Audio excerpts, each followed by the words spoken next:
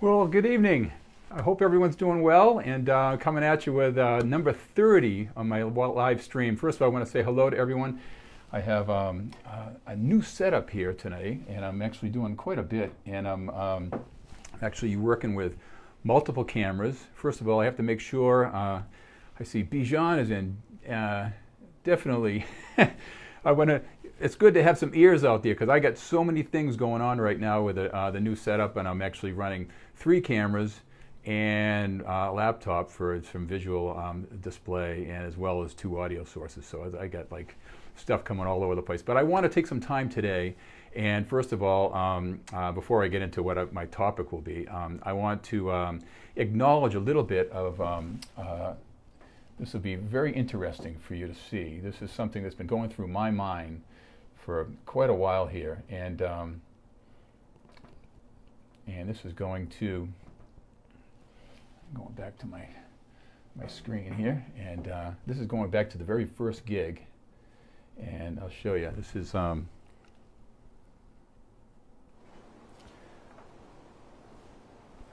we go. There's myself and Jerry Donato. This is on March 15th, Sunday. This is our last gig, and we played. So it's been just over 6 months now, and I'm really very much missing the connection with all the players, and even getting out, even playing solo, just getting out of the house, But this just brought up when I started. Figured I'd put this picture up here to remind me and everyone that it's like we'll get through this. But with myself and Chris Stewart, a great alto player, we play a lot together. I really miss this time. And a lot of reminiscing going on here in Dan Delaney's world. There's myself and Don Moyo and Bob Lazier at the Nash Jazz Club. This is back in 2015, I believe. And here we are at Nello's. This was back quite a while ago. And here's Nello's again, the great gig that we had going for a long time. John Lewis, Mario Mendebel, and myself with a mustache, and playing that old piano that everyone in town played for a couple of years. And here's the great band that I had the pleasure to be in with the faculty. And this is John Lewis, we have Scott Zimmer, Brett Reed, Ted Sistrunk on bass. And this is before, in the green room, for the gig. We did all these concerts that were on file at the PB College. This is the ZELLE College faculty. So, and here we are after the show, saying hi to everyone. And we had just a great time. I miss these guys. And here we are with my friend Roger Shue, who we lost. I had the pleasure to play with him for a couple of years over in California with St. Clair Law on drums.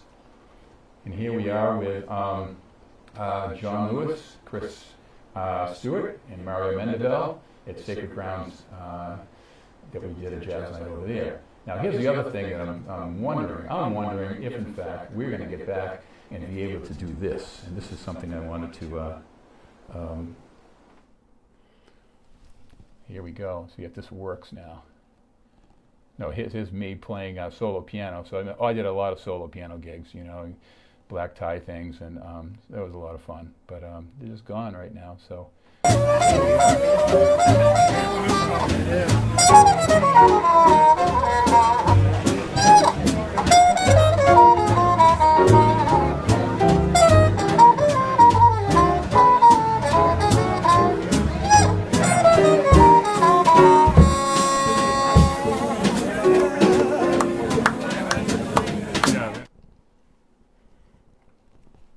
So, some memorabilia for you right there, and that was the great Dan Miller in Fort Myers, Florida. And I guess I wanted to leave on that note because I really miss going down to Florida to see my brother, and my cousin Joe was living down there at the time. And so it was kind of a nostalgic thing. I'd go in town and I'd get a chance to play with, sit in and play and stuff, and sitting in and playing it, period, is not happening right now. So anyway, could someone just chime in here? I see, Gene Roma, Zen, my buddy. All my East Coast friends are, me and Gene go back. He's a fabulous drummer and very, very dear friend. And so if anyone could let me know that the volume is okay. I got the mic, the audio working. The piano is again, I have full control of all this stuff, so again, I have no way of knowing what's happening. So this is the thing I want to talk about today, but before I do that, I want to acknowledge the very first, the tune we heard was a great composition called All the Things You Aren't, and it was written by Hal Galper, and I got turned on to it. I stumbled on it years ago with Jerry Bergonzi, my good buddy in Boston, who everyone knows and just admires and respects so much. And we go back when we were studying. I was studying with Charlie Banakis back in the 80s, in '82, and myself and Jerry. It was really nice. It was a really nice time we had together. But anyway, this tune, All the Things You Aren't, built on All the Things You Are, you know. And Hal Galper and Jerry, if you get a chance to hear it, go hear it. It's like insane. It's so good. So I wrote the chart out for that, and the guys, that was John Lewis on drums and Dwight Kilian, and that was a killer night, man. That was such a great time at the Nash Jazz Club. And if you go onto my YouTube channel, you'll be able to check out the other, there's another one, Night Mist Blues, with Dwight Kilian, is just the greatest bass solo of all time. He's playing the lowest string you could ever fathom. So it's just so good to hear. And but anyway, that was it's always fun to open up the show here with kind of some nostalgia, but particularly so here now because it's gone 6 months with no playing. But I hope for brighter days ahead. Let's see. Okay, I'll have my echoes a bit. Okay. Okay, we should be good now because I'm going to be able to go into playing here now a little bit. But I want to, before I start, I want to tell you what I'm going to talk about. So stick around. I'm going to talk about technology, and you can see the struggles we have. And I'm pretty techie, but not real techie like some of these young guys. but you know, mega hours and a lot of dedication and YouTubes and hiring people and ordering the wrong parts and this and that, and such things can go wrong. But my topic is technology. Don't give up. Don't give up, okay? Because this is something today that I have the flexibility now to switch between 3 cameras plus a computer, you know, and I'm also recording this whole thing to an external drive. So it's like I'm pushing the limits here, and I can explain some of the struggles I went through, and maybe talk some of you off the ledge that are maybe, it was many times I was ready to throw the towel in, and I want to tell you about that. Okay, so anyway, we're going to start off today. I got about 6 tunes that I want to play for you, and I'm looking right now.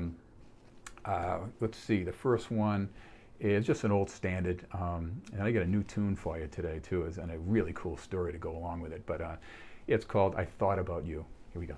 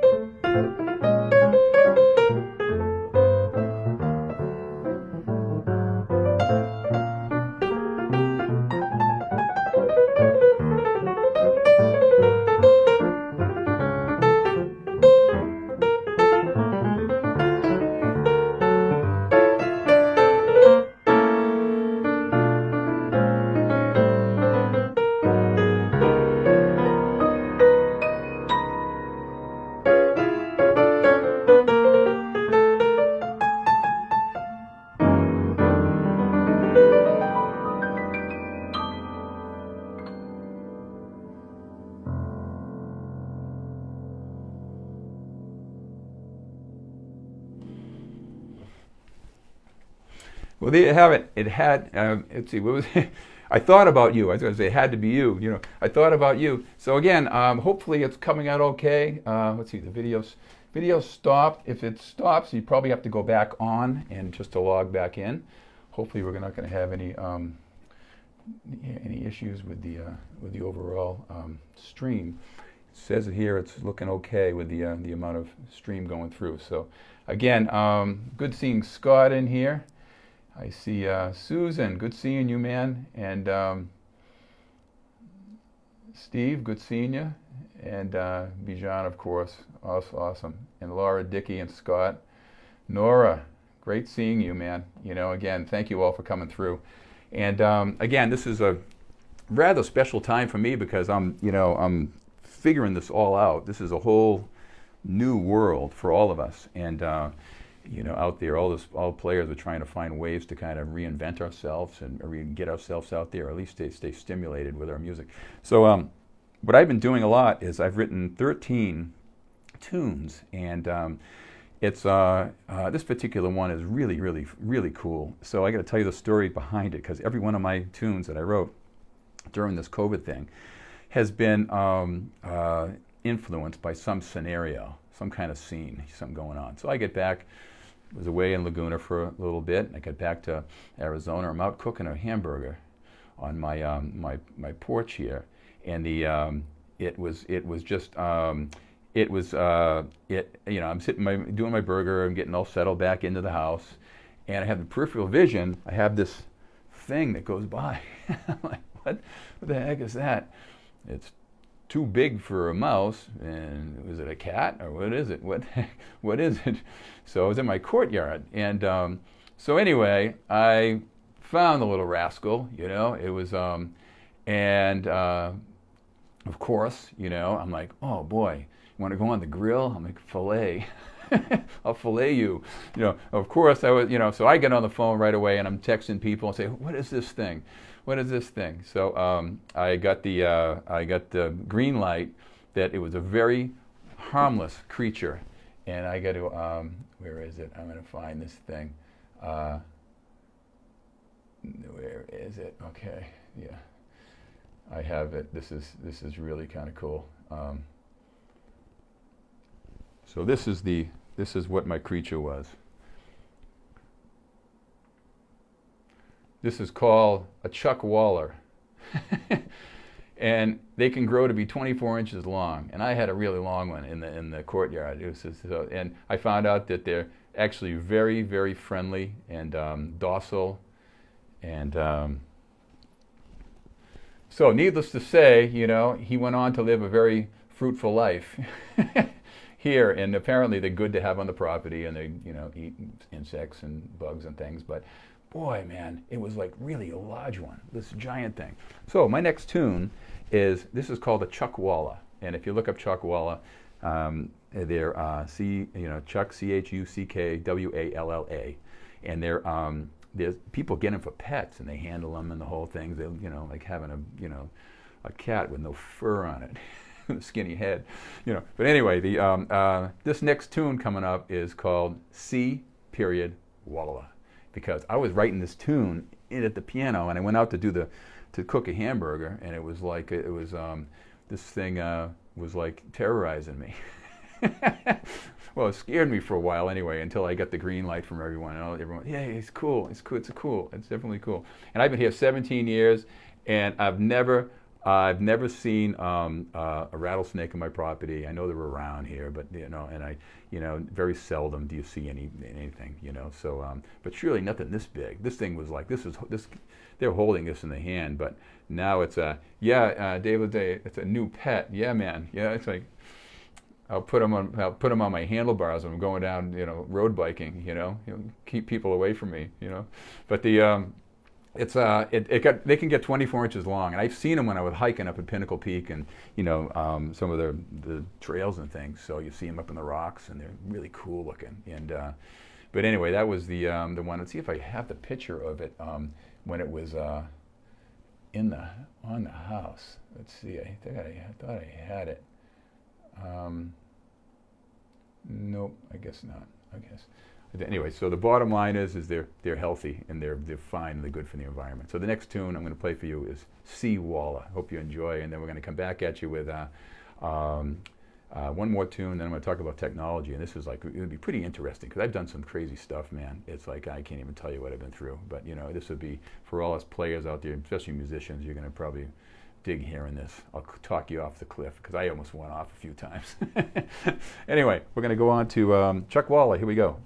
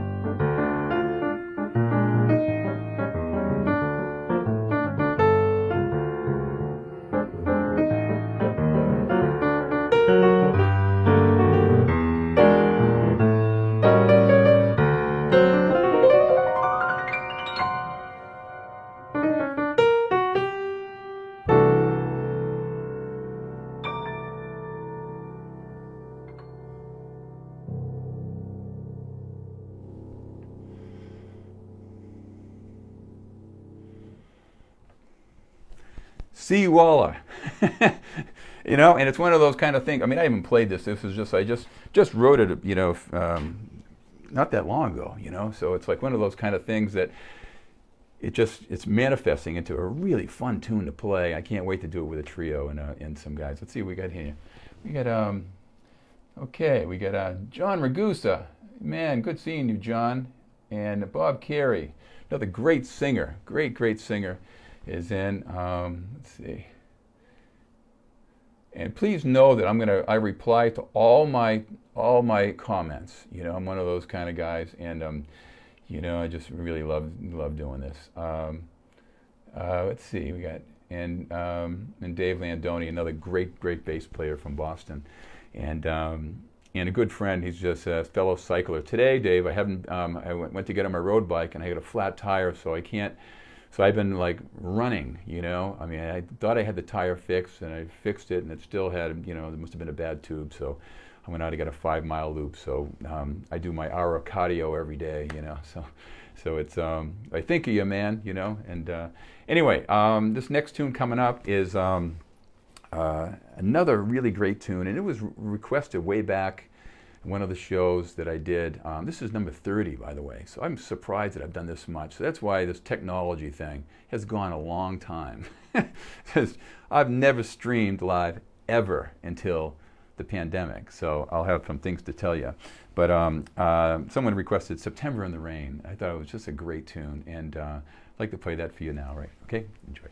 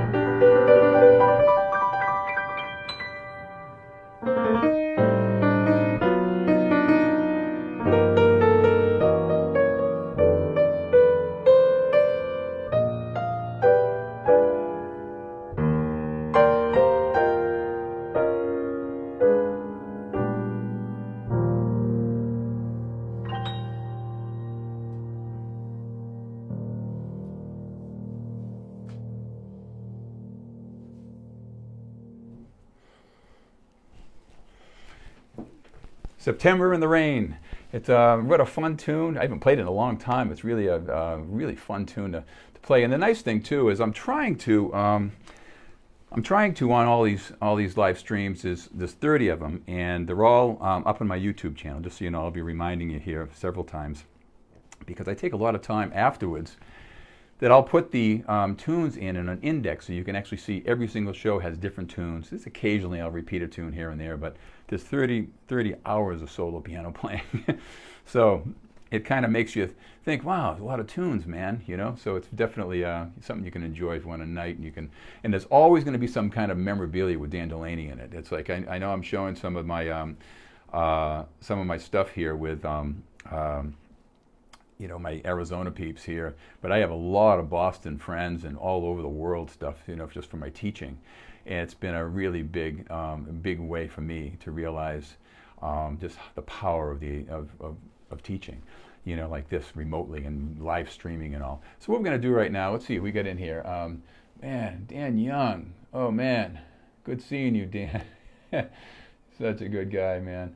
He's an old student of mine. I had him. This is what this resource is bringing together. I mean, I had Dan Young back when I was teaching, and I was you know, young, man.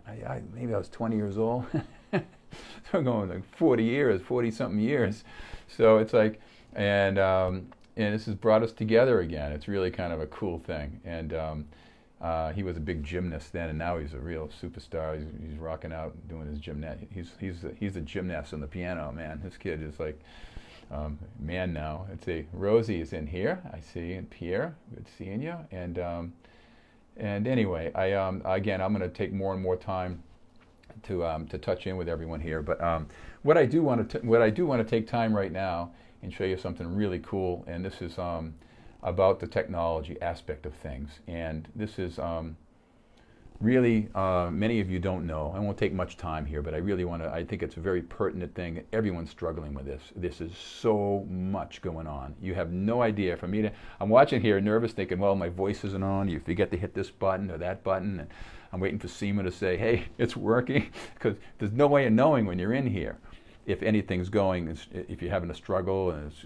glitching or what's going on. So sometimes the audio doesn't sync. There's always something. So anyway, I made a list here of, and I've been doing this a long time. Again, I'm tooting my horn a little bit here. 1989, I developed the first video piano teaching. And I'm going to show you some things here, and I'm going to walk you through with some of the things that I've done, okay? And I can show you the process that I had to go through to figure all this stuff out without jumping off the bridge myself. It's crazy. It's very frustrating. You get to the point where you want to just stop it because you can't figure it out. You think you get it together, and all of a sudden something goes sideways and it screws up. But you know, hopefully I'm getting closer and closer all the time. But anyway, this is this goes now. We're going back into time here, and so you can see software in the background here going on that's running. But here's my Piano Man uses videotape instruction tool. This is 1991, the Patriot Ledger, and there's me with the long hair and stash and super VHS cameras. Here I am, the Boston Herald. I've been teaching by correspondence for a long, long time, decades, you know. And yeah, over here, Brockton Piano Man, never teach it, is now teaching Wagner by video. You know, they were finding there was no one doing this back then. Now this is like the norm. And see the giant camera over my head, and you know the black backdrop. I still have the black backdrop. I still use. And here's this. When I moved up to New Hampshire, I had this giant. I had a concert piano with a 7-footer built this giant trapeze thing with halogen lights on it and everything. And I had all my cameras set up. And video piano man teaches from home. So it was kind of a cool way for me to have a lifestyle that I could not normally have living in the city. This is Video Maker magazine. Did a big thing for me here. And so with the news technology now, I had to learn Ravenscroft 275. This is something that you've probably seen the last 3 streams. This is extraordinary. And I work very closely with the developers of this. Lance in particular, he's a wonderful guy, helped me through this to figure out how to not only run this, but how to get it to live stream effectively, because this is a whole new scene, you know, out here. So here I am. So this is me figuring it out in Laguna, and you'll see with monitors and stands and wires and stuff. I mean, it's like, you know, there's so much to it. This is how to get that great sound. If you listen to the last 3 streams that I did, it's featuring this Ravenscroft piano, and the piano is extraordinary. You really get a good chance to hear what it does. And here I am with more new toys and gadgets and screens and monitors, and it's all kinds of stuff. And then here I am. There's enough wires, man. This is what drives Bijan Takavi crazy. We talked about this together, and he has a thing about having wires around. In my house here, I have it pretty well set up and dialed in, and here I have, it was just, put it this way, Seema didn't like this. She said, Dan, you got to do something with all those wires.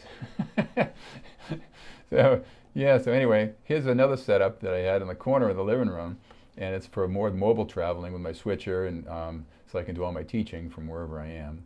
And here's the house now. This is what I'm looking at ahead of me right now, and that front camera has got my headshot, so it's pretty cool. So I got this big display with the 4 cameras, and here's the studio that I have right now with the grand piano, and all the cameras are mounted. I use these lights here, you know, that are pretty cool, you know. So it was really this is the biggest trick anyone would ever see. Let me tell you about what that's all about. So anyway, these lights are just world market. And I had someone that was doing the editing for Toy Story in Hollywood told me, Dan, go get these lights. They're just these $20 paper lights that hang. I put them on mic stands, and with a 100-watt bulb, 150-watt bulb, it gives it warm, diffused light. This is just one that I use for the piano, but when I'm doing teaching, I run 2 of them. So anyway, I put down here, so I've been doing this a long time, and when I had to start live streaming, there's so many things you have to learn. You have to frames per second. I put down all these things here. The audio sync was a really big deal. Then I had to learn this thing called OBS. When I first started working with, and Doug Hammer was very helpful. He was a good friend in Boston, a great piano player, really great piano player. And we were going through the same thing. We're trying to figure out how to get the delay in the piano, because, you know, you're watching the video and you can't see the sync right, and how to set it and everything. So it was nuts, man. And it all depends on internet service. When I was in Laguna, I had to up my internet service just to be able to live stream, because it wasn't fast enough, you know. So, and same thing here. I mean, I have to be very careful about how many things I'm running, you know. And when you're running software for OBS software, it's a broadcast software, and there's just so much that goes into it, you know. I can't even begin to tell you, you know. So I had to learn that software. I had to learn this other software for the switcher. I discovered this OBS software. So I'm running this software on here, which is a really cool thing, and it's free. So for anyone out there that wants to try to dabble with this is a way to start. It worked out really, really good. It's called OBS. I think it's Open Broadcasting Software or something. It's really, really great. And however, for me, it was not allowing me to switch the camera. So here, when I'm getting ready for the final thing here to show you what this is going, because I'm getting ready to do seminars, so I'm going to be able to do all the switching from the cameras into all different angles and things when I'm instructing and holding seminars. So that was the big thing. And it's and when you're playing guitar, you can have just, you know, you don't have to have multiple cameras and stuff. When you're playing piano, you have to use a thing called a capture card to be able to hook up to the camera, so you can switch the cameras and make all the switching. So I got this switcher that I was advised to get. It's called an ATEM Mini. So I got this ATEM Mini. Long story short, I ended up getting the Mini, then I got the Pro. I got the Pro version, so I got 2 of these switches now. But the Pro right now is enabling me to stream from that off my computer. Now the great thing with this is streaming now from this little box. It's called the ATEM Mini Pro. And it's and this would have been thousands of dollars not that long ago, thousands. And I think it's $600 now. So it's one of those things that enables you to switch all the cameras. It enables you to record out. I'm recording right out now out into an external drive, just to have it as raw footage if I wanted to edit it for any reason. And so that was what I had to learn here. Let's see, we have the, let's see what else in here I wanted to make sure. Then there was things I had to, there's so many things to forget, you know. adjustments on the cameras, display off. You know, who would ever think that I get these little cameras too, by the way. It's another thing you can do. You can get by with cheap camcorders. Two of these camcorders are pretty expensive, but some of the other ones I have for traveling, I found on eBay for $150, $130, you know, this Canon camcorders. Use these camcorders, and you have to remember you have to shut off the screen display. That took another whole, you know, tutorial to figure out how to do that, because all you're seeing all this display on it.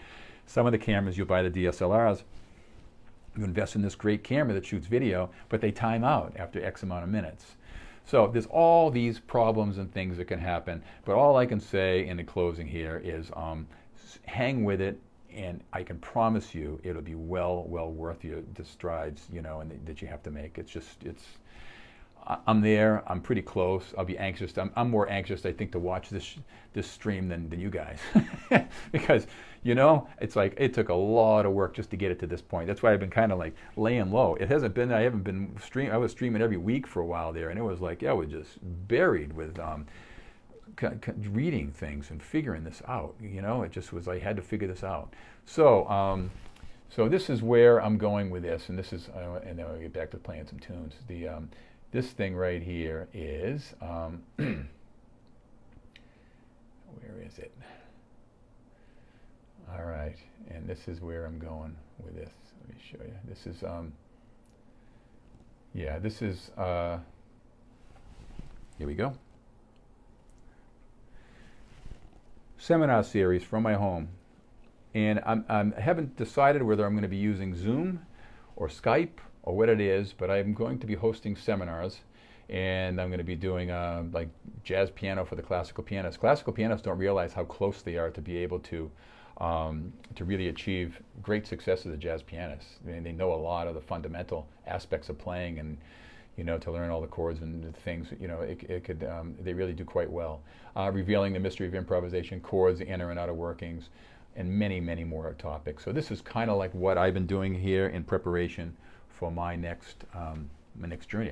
It's kind of like, okay, I'm not going to do these out. I was doing Chapman University. I was doing, I did Fields Piano out in Irvine, California. I was doing Keyboard Concepts. I did Stillwell Piano. I was doing these seminars, which was really great to be out there and let people know what I do. It's a great way for people to know how you know, what you do for teaching and all. But these seminars are going to be cool. And what I thought would be really great, instead of live streaming a seminar like I'm doing here, I'd rather have people come in, and so I can see all the heads and I can interact with everyone. We can kind of talk and have a really hangout. So for any pianists out there, keep an eye out for this. Anyone wants to participate, it's going to be really a fun hang. Okay, so right now we're going to get back to playing some tunes, and I want the next one I want to play for you is one of my favorite tunes I've ever written, and I wrote it right in the living room here, and I actually wrote it on my little piano sitting on a chair, and the piano was practically on my legs, you know, and I just wrote this thing in the dark, and it's called Surrey Serenade. I live on Surrey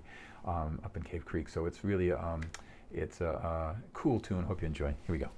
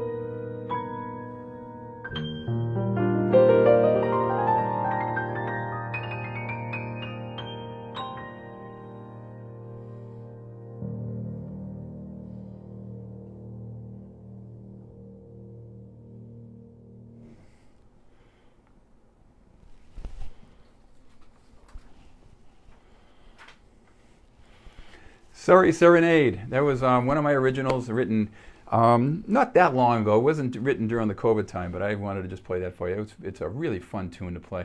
Let me say hi to a lot of people here. Oh my God, this is so cool that, you know, I just love, you know, it's like we're so cooped up. We don't get a chance to, you know, I don't know. And here's the wild thing too. I'm going to do a thing where I'm going to talk a little bit about exercise and discipline. And it's something, you know, and it's something that it's, for those that might know me, I'm like this avid, like, you know, exercise person. I'm just like, you know, maybe it's the defying aging or something, but I've been like this since I was 19 years old, you know, so here I am, 63. And it's something that I consider myself pretty athletic, you know, so I do like an hour cardio every day, an hour and a half on the bike, and, you know, so I can do all this stuff. And but the hidden benefit, the hidden factors that people don't know is I'm asthmatic. So I grew up with asthma as a kid. And if I get my asthma kick in, I'm on a nebulizer without having COVID, you know, so I am very, very careful. So people see me out there like the Superman guy out there doing all the stairs and sprints and biking and doing all this stuff. And it's like, but I'm doing it, you know, in a way to kind of protect myself, you know, and but I am staying very clear. I'm socially distant, and because I know if I get a cold, I had a cold in February, needed a chest X-ray. I was on a nebulizer. I was on prednisone. It was like just for the common cold, you know. So it was a bad cold. It wasn't pneumonia, but I got this cold. So anyway, that's kind of like my story. But I'm going to do a show one time and talk about some really cool exercise things for these disciplined musicians out there that can get on a routine, and it can be, you know, it's kind of cool. So anyway, let's see who we got here. We got the, I see, wow, man, this is great. Linda, good seeing you, Linda and Rosie. Okay, Pierre, I see, and we got the, good seeing you, Jack Coleman. And I got to say something about Jack. Jack's a really become a good friend just through this, you know, through this source. And this is really very special, you know. And we have never met in person, but I feel like I know this guy. This is like we really kind of admiring each other's playing. He's a great B3 player. We have a lot in common. We both work with Rebecca Paris. I had the luxury to work with the great Rebecca Paris, a vocalist, where I played a jazz festival with her. But you know, Jack played with her for a long time, and from Boston area, from South Shore, so we had a lot in common. So anyway, he just did a really nice thing on Mila's Blues. If you check it out on my YouTube, on my Facebook page, you'll see Jack's version of my tune, Mila's Blues. So he did a great job. He sounds great, man. So anyway, we want to support everyone out there. Moving on now to another tune in September. This is a great, great tune. And then the last tune, I don't see, let's see, is Lenny Whitmore in here? I don't see Lenny Whitmore. I have a tune, the last tune I'm going to play, and I know if Dave Landoni's still around, he might know this. It's kind of an unusual tune, and not many people are going to know, and I'm not going to tell you until I finish playing it. So that'll be the last tune. We've got two more to do, but here's this next tune is called September Song. Here we go.